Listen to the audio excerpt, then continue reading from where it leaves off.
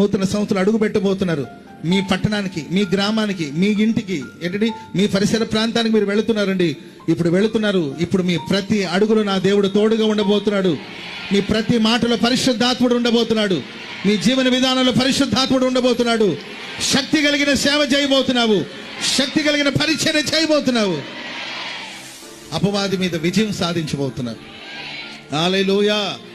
ఈ సంవత్సరం మనం పడిన కష్టాలు, బాధలు, నిందలు, మనల్ని మనుషులు కష్టపెట్టిన విధానాలు ఇవన్నీ కూడా మర్చిపోయే రోజులు రాబోతుందండి. యోసేపు అంటాడు, నా తండ్రి ఇంటిని, నా స్వజనుల్ని, నా తండ్రి ఇంటిని నేను మర్చిపోయేటట్లుగా, నా సమస్త బాధను మర్చిపోయేటట్లుగా చేశాడు. బాధపడిన దేశమందు దేవుడు నన్ను బహుగా అభివృద్ధి పరిచాడు. అలా నీ బాధ, నీ దుఃఖం, నీ కష్టం అంతా మర్చిపోయి నెక్స్ట్ ఇయర్ నువ్వు బహుగా మరి ఆశీర్వదించబడేటట్లు ప్రభు నిన్ను దీవించి ఆశీర్వదించుగాక. హల్లెలూయా. నెక్స్ట్ ఇయర్ మీ ఓడలన్నీ నిండబోతుంది. అంతే, మీ ఓడలు